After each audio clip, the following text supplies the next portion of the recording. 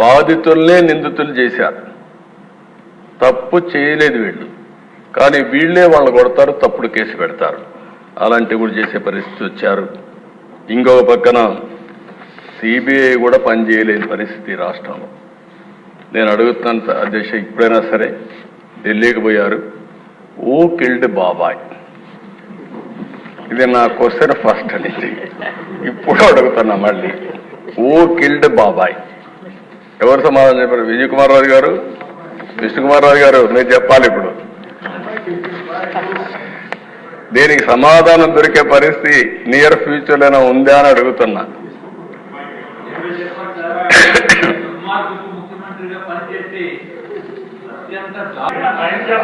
Members అందరూ కూడా దేశ మేము ఎలక్షన్లో క్వశ్చన్ చేసిందే ఓ కిల్డ్ బాబాయ్ అని. ఇంకా జవాబు రాలేదు, తొందరలో జవాబు కూడా వస్తుంది. దాంట్లో సందేహం లేదు. అధ్యక్ష, ఇది ఒక కేస్ స్టడీ. నేను 40 ఏళ్ళు రాజకీయాల్లో ఉన్నా, 14 ఏళ్ళు సీఎంగా ఉన్నా. నేను చాలా మంది ముఖ్యమంత్రులను చూసా. ఇప్పుడే విష్ణుకుమార్ రాజు చెప్పినట్టు ఒక వ్యక్తి ఏ విధంగా చేస్తాడో వివేకానంద రెడ్డి మర్డర్ ఒక ఎగ్జాంపుల్. ఎన్ని ట్విస్టులు తిరిగాయో రెండో ఎగ్జాంపుల్. కడాన ఎవడైతే అక్కడ సిఐ సీన్లో ఉన్నాడో మర్డర్ జరిగిన తర్వాత ఫస్ట్ వెళ్ళాడు.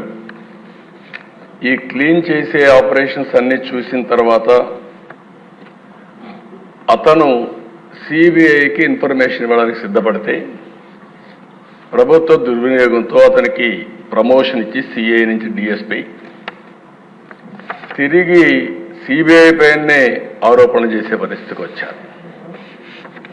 అధ్యక్ష, ఇన్వెస్టిగేషన్ ఆఫీసర్ పైన కేసు పెడితే సిబిఐ, ఆ ఇన్వెస్టిగేషన్ ఆఫీసర్ హైకోర్టు పోయి బెయిల్ తీసుకునే పరిస్థితికి వచ్చారు. ఇది రాష్ట్ర చరిత్రలో ఎప్పుడు చూడలే. ఇవన్నీ దేశ చరిత్ర ప్రపంచంలో కూడా జరుగుండవు.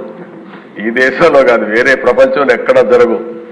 నేరస్తుడు ఎంత పవర్ఫుల్ అంటే అధ్యక్ష, నేను అదే ఎప్పుడు చెప్పేవాడిని, నేరస్తుడే ముఖ్యమంత్రి అయితే పోలీసులు కూడా నేరస్తులకు ఇంక వంతన పడే పరిస్థితికి వస్తే ఏం జరగాలో జరిగాయి.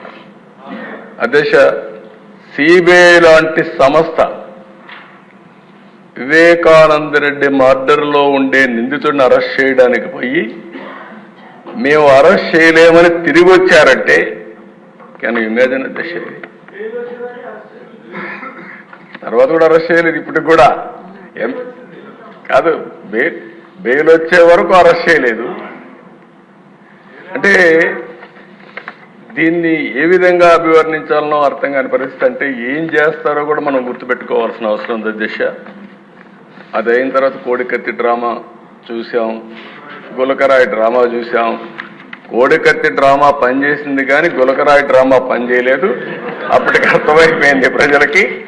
అందుకే మొత్తం వన్ సైడ్గా ఓట్లేసే పరిస్థితికి వచ్చారు.